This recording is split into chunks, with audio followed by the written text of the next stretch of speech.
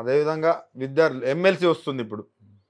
MLC పైన ఎట్లా మీరు కూడా ఉమ్మడి నల్గొండకు సంబంధించిన వాళ్ళు ఎట్లా ఒపీనియన్ ఎట్లా ఉంది? గ్రాడ్యుయేట్లు అందరి ఒపీనియన్ ఎట్లా ఉంది? ఎప్పుడైనా ఏ ఎలక్షన్ వచ్చినా లోకేష్, హ్మ్. తెలంగాణ బలం, తెలంగాణ గలం, హ్మ్. తెలంగాణ ఎజెండాని ఎత్తుకెత్తుకునేది బీఆర్ఎస్ జెండే, గులాబీ జెండా అని. కాబట్టి అది ఎంపీ ఎలక్షన్ అయినా, ఎమ్మెల్సీ ఎలక్షన్ అయినా, రేపు సర్పంచ్ ఎలక్షన్ అయినా, మున్సిపల్ ఎలక్షన్ అయినా గులాబీ జెండాకు పట్టం కట్టాలనేది ప్రజలకు ఇచ్చే విజ్ఞప్తి అయినా, ప్రజలను ఓటు అడిగే విధానమైన. కాబట్టి మన ఆకాంక్షలు నెరవేర్చాలంటే గులాబీ జెండాకు పట్టం కట్టండి.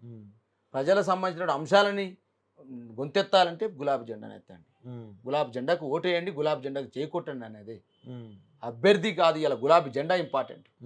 అభ్యర్థి ఎవరున్నా లేదు, కేసీఆర్ నాయకత్వంలో గులాబీ జెండా పట్టుకుని ఎవరు వస్తారు వాళ్ళు అటు ప్రజా గొంతుగా నిలబడ్డది కదా తీర్మార్ మల్లన్న. నేను ప్రజల మనిషిని, నా ప్రజల ఛానల్ని ప్రజా గొంతుగా నిలబడ్డది కదా. ఇప్పుడు అటొక గొంతుగా నిలబడ్డది. ఏ గొంతుక ఏ ప్రయోజనాల కోసం పనిచేస్తా ఉంది, ఏ గొంతుక ఏం ఆశించింది, ఏ గొంతుక ఎవరి కోసం పనిచేసింది, ఏ గొంతుక ఎవరివైపు నిలబడ్డది అనేది అందరి గొంతులకు ఎరికే.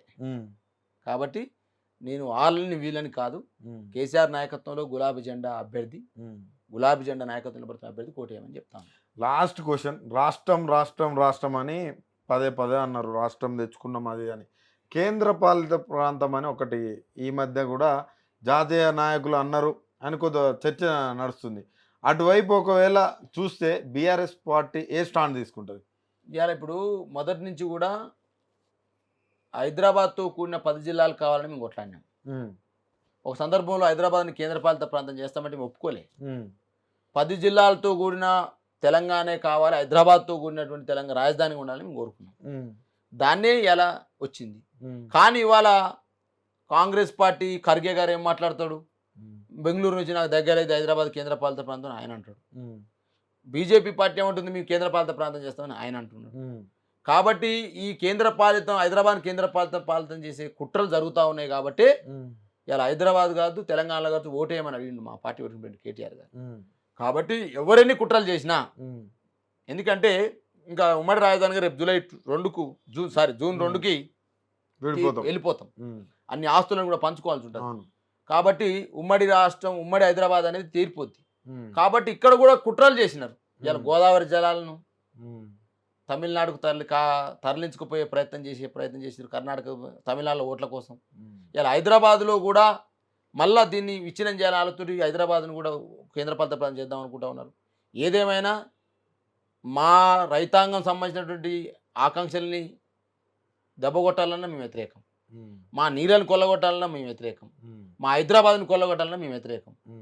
మా గులాబీ జెండా యొక్క అస్తిత్వం తెలంగాణ ప్రజల యొక్క బాగే తప్ప ఇంకోటి లేదు. కాబట్టి ఈ కుట్రలన్నింటి కూడా గులాబీ జెండానే ఛేదిస్తుంది. కాబట్టి గులాబీ జెండాలో కేసీఆర్ నీడలో ఉంటేనే తెలంగాణ సస్యశ్యామలంగా సురక్షితంగా ఉంటుంది. కాబట్టి కేసీఆర్ నాయకత్వమే తెలంగాణ శ్రీరామ రక్ష అని చెప్తా ఉన్నాను. That's all.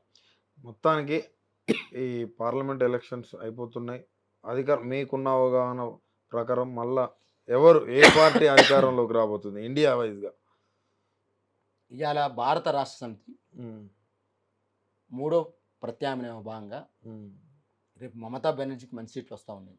ఉత్తరప్రదేశ్లో అఖిలేష్ యాదవ్కి వస్తూ ఉన్నాయి. బీహార్లో తేజస్వి యాదవ్ ఒక్కడిగా కొట్లాడుతూ ఉన్నాడు. కాబట్టి రేపు తెలంగాణలో కేసీఆర్ గారు అడిగింది అదే, 14 పార్లమెంటు స్థానాలు నాకు ఇస్తే ఇలా కేంద్రంలో కీలకం కాబోతా ఉన్నాం. అవసరం అనుకుంటే కేసీఆర్ గారికి హిందీ వచ్చు, ఇంగ్లీష్ వచ్చు, ఉర్దూ వచ్చు, తెలుగు వచ్చు, బహుభాష కోవిదుడు, 40 సంవత్సరాల రాజకీయ అనుభవం ఉంది. నేను కూడా ప్రధానమంత్రి రేసులో ఉన్నాను అనుకోకూడదా? అనుకోవచ్చు. కళలు కనండి, కళలు నిజం చేసుకుంటే అబ్దుల్ కలాం గారు అన్నట్టు ఇవాళ ఎందుకు ఒక తెలంగాణ వాడు ప్రధానమంత్రి కళ కనవద్దు? అయ్యే అవకాశాలు ఉన్నాయంటారు. అవకాశం ఉన్నప్పుడు డెఫినెట్గా అవుతాడని చెప్తున్నాను. ఇవాళ మెజార్టీ ఇవ్వండి, 2 జాతీయ పార్టీలు కాబోతామని చెప్తా ఉన్నాం. ఇప్పుడు 2 జాతీయ పార్టీలు రేపు వాళ్ళు మాకు సపోర్ట్ చేయొచ్చు కదా. గతంలో జరగలేదా? కాంగ్రెస్ సపోర్ట్ చేయలేదా? బీజేపీ సపోర్ట్ చేయలేదా? యునైటెడ్ ఫ్రంట్ కింద అంటున్నాను నేను. జనతా ప్రభుత్వంలో ఎవరెవరికి సపోర్ట్ చేసినారు? నేషనల్ ఫ్రంట్లో ఎవరెవరికి సపోర్ట్ చేసినారు చూసినాం కదా. రాజకీయాల్లో వారు వీరు కావచ్చు, వీరు ఆరు కావచ్చు. ఎప్పుడు ఉండదు. అత్తకాలం కొన్ని రోజులు, కోడల కాలం కొన్ని రోజులు. కాబట్టి 100% భారత రాష్ట్రం తీయాలి, అధికారం లేకపోవచ్చు, భవిష్యత్తులో రాదనే అన్నాను. నువ్వు గీస్తున్నావు అంటే కాదు కదా.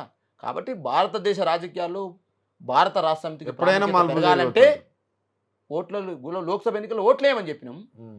కేసీఆర్ ప్రత్యామ్నాయం కాబోతుంది చెప్పి. ఎందుకంటే ఇవాళ అఖిలేష్ యాదవ్, మమతా బెనర్జీ, కేసీఆర్, కేజ్రీవాల్ ఒక టాప్ లీడర్లలో కేసీఆర్ ఉన్నాడు. ఆ సందర్భం వచ్చినప్పుడు మనకు ఎక్కువ లోక్సభ స్థానాలు ఉంటే మనం కూడా కీలకం కాబోతామని చెప్పినాం. ఆ సందర్భంలో ఉన్నప్పుడు అఖిలేష్ కూడా యాక్సెప్ట్ చేస్తాడు, మమతా బెనర్జీ యాక్సెప్ట్ చేస్తుంది. మోడీని ఎదిరించే నాయకుడు కావాలి కదా. కాబట్టి అట్లా ఆ రకంగా చెప్పుకున్నాం. ఓకే, ఆ గతంలో కూడా అనుకున్నావు కేసీఆర్ ముఖ్యమంత్రి అవుతాడా, కేసీఆర్ తెలంగాణ తెస్తాను తెచ్చినాక భారతదేశ రాజకీయాల్లో కేసీఆర్ కూడా భవిష్యత్తులో కీలకం కాబోతారు గట్టిని అనుకున్నాను. ఓకే అన్న, థ్యాంక్ యూ. ఇంత సమయం నా కోసం కేటాయించినందుకు, మా ఛానల్ కోసం కేటాయించినందుకు చాలా ధన్యవాదాలు అన్న.